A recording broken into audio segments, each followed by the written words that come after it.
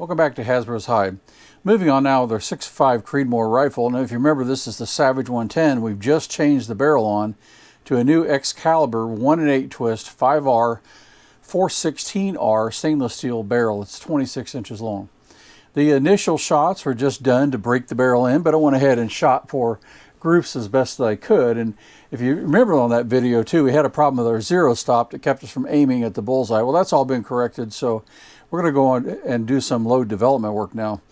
So we're only 30 rounds into the barrel. When we get to the range, we're going to shoot the final 20 rounds of the standard charge I worked out for breaking it in. And then we're going to go ahead and start shooting for groups on a new combination. We'll come back to the Peterson brass. It's shooting really good, but I also need to fire form some new brass, and that's this Alpha Munitions brass, that's small rifle primer. Now, if you know much about 6.5 Creedmoor, you know in the small rifle primer, they do it mainly because the primer pocket will last longer. The large rifle primer has a reputation of being a little bit shy on lifespan, but it's been fine so far for me, but I've not shot high pressure in any of the rounds through this gun so far. But the small rifle primer also has some problems with hang fire. And if you haven't seen it, check out Johnny Reloading Bench. Johnny's got a big series there on hang fires, and you can learn a lot from that. But based on his work, we're going to start with CCI 41s. It's one of the ones that he didn't have any trouble with through all the testing. I've got a ton of different small rifle primers to try, but I'm going to avoid hang fires. It's just a waste of ammunition for me. So we're going to fire the CCI 41s, and hopefully that'll keep us far away from that kind of a problem. So today, what are we going to do? Well, we're going to shoot H4350 again, and we're going to shoot IMR 4350. Now, IMR 4350 should give us a little higher velocities than H4350 per the Hornady data.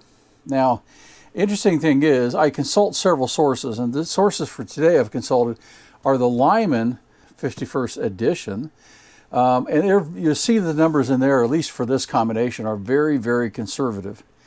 So I also then consulted my Hornady book, and it is quite a bit higher on some of the powder charges. So we're going to stay away from the maximum on the Hornady, but we'll be approaching the maximum or some points over the Lyman. So we'll be very careful. I want to stay away from the max of the Hornady just because, well, a couple of reasons, but primarily because this is brand new brass. It'll have a smaller case capacity. The pressures will be a little bit higher, so we want to be careful there. So what we're going to do is shoot a powder level that's compatible with both powders, okay? And so that will be starting at 41 grains, and we're going to go up 0.3 grains until we hit 42.2 grains. And so that's the powder range we're going to try. It should keep us in a safe range, and safe range considering we have new brass. So we'll see. As we do like everything, the golden rule, right, in reloading is start low and work your way up. And so we'll do that, and we'll keep an eye on signs of pressure. I thought I'd take a look for you at the Alpha Munitions brass. Now, it comes in this really nice box. It's got foam liners up here, so when you have loaded rounds, you can maybe leave one of these in here, perhaps not. We'll find out. And kind of keep your rounds from shaking around too much. But the brass itself is just beautiful. Now, hey, all new brass looks nice, right? I mean, all of it looks great. But this is really, really nice. It's very well packaged. Down inside, the dividers of this particular box are nice and heavy. They're all square. They've done a really good job of molding. That's kind of my specialty is molding things. And they've done a really good job. That's not easy to do, to make plastics make nice square and consistent shapes. The sidewalls, etc., are just really nice. So they've done a good job on that. And I think it's just attention to detail, right? Because they've done an exceptional job on the brass. Nice clear annealing line there. Everything looks good, so I expect to have no issues. Now, will this brass be worth the ultra premium label that they give themselves, or the price that you pay for these? Because this is more expensive even than the Pua. We'll see. We'll see. It'll show up in longevity. It'll show up perhaps in accuracy. We'll find out. But at least first inspection and first look at it, it is very, very nice. And again, the box is nice. I mentioned the squareness and quality of the molding there, but the hinge is also very nice. It's not a living hinge where the plastic just bends back and forth. because eventually those crack and break. This is a real hinge, not a living hinge, where parts are molded separately and snapped together. And so that should last a long time unless it's damaged somehow. And even then, with the 3 hinge design, it should be pretty robust at getting hit or perhaps even dropped. So anyway, first good look at this. I mean, I think it looks excellent. So let's go ahead and get our primers loaded and then get on to our powder and bullet. Before we load this new brass, I thought I'd check one more thing. I normally resize all new brass, and I decided I wasn't going to, and that was just simply because I was dropping it in the headspace gauge, and everything is perfect, right? Just case length gauge, I should say. It's head length and case space, but everything's perfect on that end. So I think, oh, hey, I'm pretty good. Then I remembered, oh yeah, what about neck tension? And so I started checking them, and you know, I checked 4 or 5 in a row, and they're all about 263 to 263 and a half. And so that's just, you know, a thousandths to a half a thousandths neck tension. So it's on the very light side, but I mean, in a bolt action gun, that's fine. In a semi-auto, that would be bad. That bullet would be moving around, you would have issues. But then I ran into another one, and this happens with every manufacturer, but I don't know how well you can see that case neck there. It's not quite perfectly round. And this one measured 264 and a half. And so I thought, oh crap, and I checked my bullets and they were 264 to 264 and a half. There you can kind of see it out around on the mouth. And so if you check the short side, it's actually narrower than that. Well, the case mouth is just a little bit damaged there. So, damaged, just slightly imperfect. So anyway, I'm going to have to go ahead and I'll lightly lube these, run them through a sizing die, and then we'll get back and put our primers in. All right, now we moved on to throwing our powder charges. We worked on our Hodgkin's H4350 first, and we started at 41 grains here, 41.3, 41.6. We're now working on 41.9, and then we'll do 42.2. A bit monotonous, so we'll show just a couple charges of this, how I work it, and then we'll move on to do IMR 4350 and the same powder charges on up through these brushes, and then we'll seat our bullets. So what we do is start with our RCBs, Chargemaster Light, and we throw the charge. I rarely throw exactly the same charge at 41.9, but I've been kind of messing with that tonight, exact powder charge, and then I compare it to our laboratory scale from Creedmoor Sports. And this has been a very accurate scale. It's supposed to be plus or minus 0.01. That's its resolution, right? The real accuracy I found statistically, and if you want, go back and see the video on that. It's about 0.03 grains, excuse me. And so that is really exceptional. You know, say 0.01 grain resolution, how much it can actually read. But 0.03 tends to be its accuracy, how accurate, how much it repeats to compared to other known weights. So that's been really good so far. So that's what we do. We throw here. So what I've done is I've entered 41.9 here, and we'll have the Chargemaster throw that charge. Now it can go above or below. It's targeting within its own accuracy. And then so I check it there. If I have to, I adjust the powder charge a little bit here, either trickling up or removing some powder. And then we get these exactly. I do plus or minus 0.02 is the target then I have for these powder charges. So that, you know, that should be really good. And we get crazy low extreme spreads and standard deviations at times of these combinations. But one of those things, not everything is powder charge, but one of the major parts of getting your powder charge really accurate. Neck tension, other things have a lot to do with that as well, primers, etc. So here it says, you know, our charge was 41.9 but went to 42. So let's see how accurate it is. We may have to adjust it back down. Let's try that. We'll see how good we are. How good the Chargemaster is anyway, to our laboratory scale. Yeah, so it's 0.05 over. So I mean, that's close. In most cases, that would be plenty close enough, but we'll remove a couple grains here and a couple sticks or kernels, and we should be pretty much right on the money. Yeah, 41.89. Perfectly good. So we'll throw that one, and then we just simply repeat that. I'm using a 3D printed funnel that works really good, made for 6.5 Creedmoor. Works exceptionally well, in fact. And here, probably because I was moving around, reaching around the camera and moved the bench, it threw 41.8. So it threw a little bit low. We'll see how low, and then if it is low, we'll trickle up, and I'm sure it probably will be.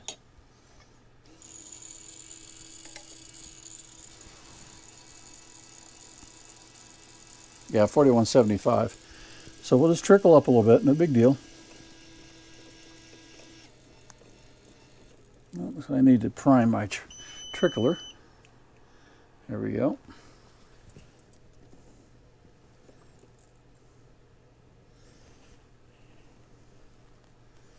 .88. So at this point, we grab literally one kernel, drop it in there, and we'll be good. 4191. So we'll repeat this process and continue on and just fill up our cases. Like I say, it gets a bit monotonous. I go a bit faster than that when I'm not reaching around the camera. But we'll get that done, and then we'll start seating our bullets. All right, moving on to seating our bullets now. I set our overall length target of 2.800 for these bullets in this powder charge. Powder charge is. Started with the very top powder charge, and just to make sure that we weren't going to be compressing our powder and affecting our overall length, and just knowing what exactly is going on at the top end. And so they seated just fine on overall length at the very highest level of powder charge or case fill, and so they continue to seat as we move down well and very accurately to that number. So we'll check CBTO or cartridge-based overdrive and record that as well when we're done. Just set the initial overall length target and then move on. But the CBTO or cartridge-based overdrive is a much more repeatable value.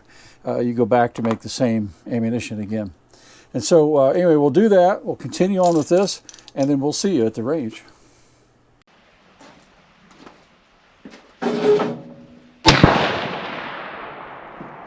It's a bolt action. What? My 1911 is a bolt action. Didn't I tell you that? It's I don't know if it's an ammo problem or maybe actually having a spring, but it wasn't very exciting. So. Stripped of bushing. So I got it.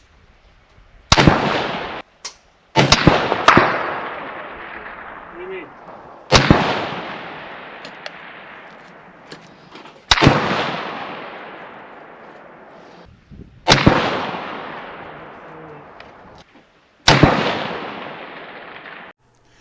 Welcome back in from the range. Taking a quick look at our new Alpha Munitions brass. All this up here are 50 rounds that have not yet been fired, so it's all brand new. But these are charges that we shot at the range. And so this is the H4350, these first 5 rows. And these are the IMR 4350 loads as well. We shot from 41 grains up to 42.2 grains. And there are no pressure signs as far as primers go. No extractor or heavy bolt lifts, anything like that as well. But you can probably see here, pull one of these, see if I can get up closer to the camera, see if you can get a good view of it. But this is our max load of H4350, 42.2, and the primer is all nice and rounded, and no issues at all. And of course, no drags or smears or anything from lifting of the bolt.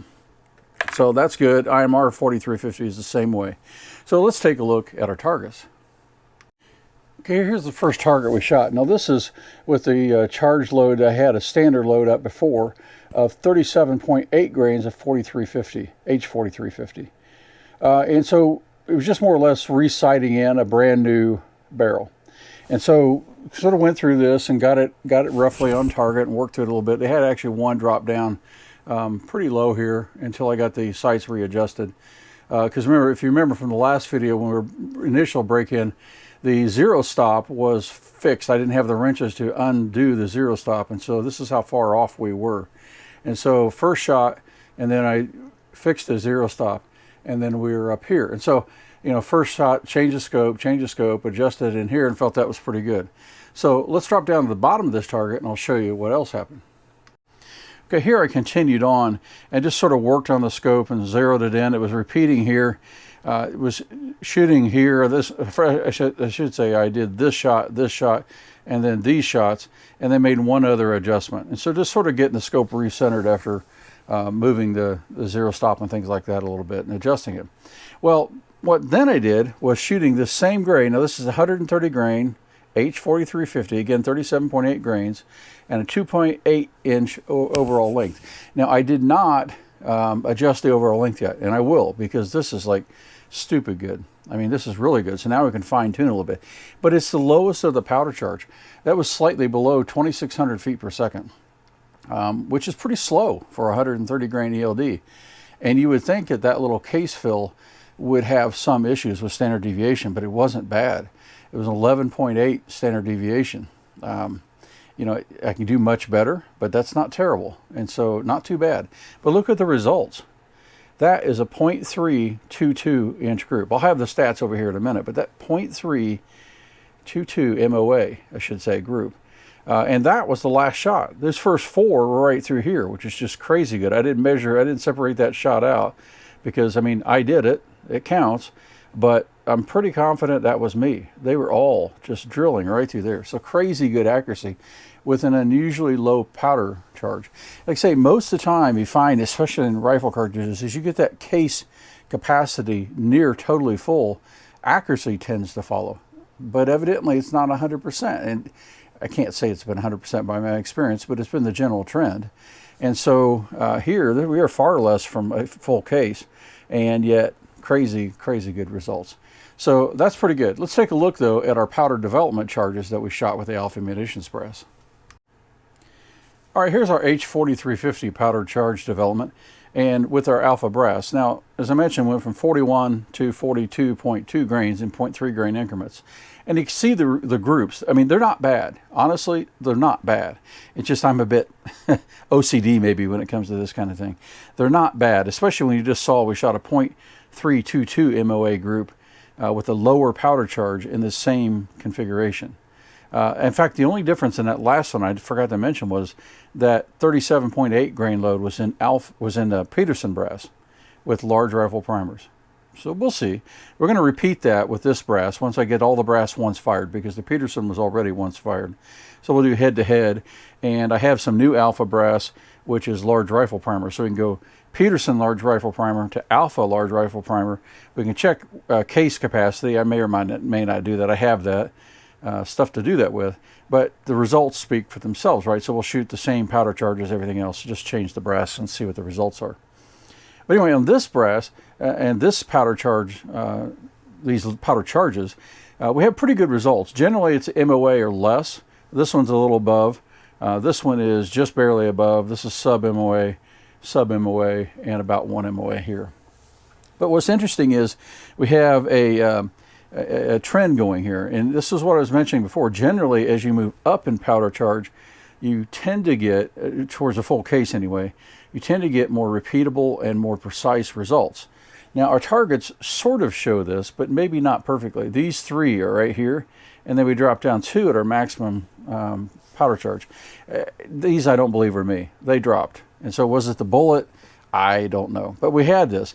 But that's an 8.4 standard deviation. This is a 9.7 standard deviation. Again, good. We can get below that. I'm confident of that. But these two, the group better, the standard deviations are quite a bit better and good.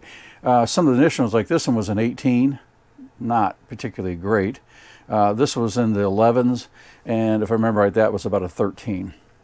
So not terrible, but these two stand out. So maybe what we'll do next time as we shoot this combination is we'll start working on overall length.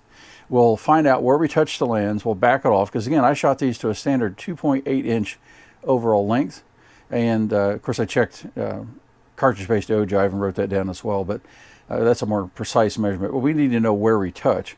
And so that's what we'll do when we look at cartridge-based ogive and where we are actually hitting the lands. But anyway, so that's what we'll do. We'll adjust overall length and see how we do and see if we can tighten this up a little bit. I think it will, because the standard deviations are not too bad to work with. So let's take a look then at the IMR 4350 results. Now here are the IMR 4350 results. Pretty interesting again in that it's like decent groups. You know, this one has a little bit over an MOA here. I think it's 1.3. Check these stats again. But we have a pretty decent group here. And very, pretty tight here, and then one falling out. Similar trend at these same two powder charges. If you remember from the H4350 target, similar accuracy here. So we may be seeing a node in velocity, because these velocities were pretty similar. IMR actually was showing slightly higher velocities, about 100 feet per second higher, which is interesting. But nonetheless, not bad groups at all. I mean, for hunting ammo, that's perfectly good, and This is even better, and that's really great, but I want to do better. So we'll see. We'll do the same study we're going to do with the H4350 with the IMR 4350, and we'll take these two charges and we'll adjust overall length, because the standard deviations again were better on these and similar trends to that we saw in H4350. So there is something to be found here in a node that's showing up in two similar powders. They're definitely not interchangeable powders, but they're similar in performance. So, you know, not too bad results. I mean, be perfectly happy, like I say, to go hunting with any of these combinations. They're fine. But, you know, we'll see. We'll work on this a little bit better. These top powder charges, I don't know if I mentioned this, right at 2,800 feet per second, and we started down just over 2,600 feet per second. So there's still some range to go up, but we're not pushing our new brass that hard, not yet. We'll get it once fired, trimmed, chamfered, everything else resized, and then maybe we'll start pushing a little bit higher on the top end. But pretty good results overall so far. I think it's definitely worth exploring more with these 130 ELDs. They're not too bad. Like I say, with Hornady bullets, I've had good results, but I can't say I've ever really had fantastic results. Well, that other paper I showed you with the lower powder charge at 0.322, that's pretty close to fantastic. I mean, I think we can do better, but it's still really good, and it was really consistent because I shot groups at 0.4 and below over 5 targets with that barrel, and so that is just amazing. So that powder charge of 37.8 maybe in H4350 may be the better way to go, but I'm just concerned about not having a full enough case capacity to see the standard deviations creep down over a larger population, say maybe over 100 rounds. I suspect we'll see more variation in that, but at least as far as the initial targets, it's not proving that way. Anyway, I hope you like this. The plans are now for this rifle, now that I've shot it, and we have I think it's 115 rounds now through this barrel, through the new Excalibur barrel. We're going to actually take that action, we're going to take it apart, we're going to put in a 1/4 inch milled ground lug and put that combination then back into our Boyd's at 1 tactical stock. Why? Because I have another Savage 110 tactical action to put the original combination back together, and now we're going to be able to shoot them side by side. I just decided, hey, I've got a stock, I've got a barrel, buy the action, buy the bottom metal, and let's just build a separate rifle. And so now we're going to be able to go head to head, right? A Savage 110 Desert Tactical from the factory, just as it was, except for lightening of the trigger, which was not a modification, it was just an adjustment of the design, the way they're designed to be adjusted. And so we'll do the same thing on the Boyd's at 1 setup, and then we'll be able to go, okay, here's a custom stock, a custom barrel, and we'll be able to go head to head and see how we do.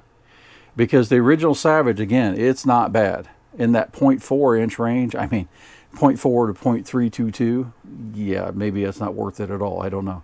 And I think I'll get below the 0.322, but we'll see. Anyway, we'll be able to go head to head, Savage factory, Savage customized, and you know, you could do the same thing just like I did, replace the barrel or replace the stock if you want to with your Savage 110, and I'm sure you'll see similar results. So yeah, I hope you like this. We'll get these rifles reconfigured, and we'll see you next time.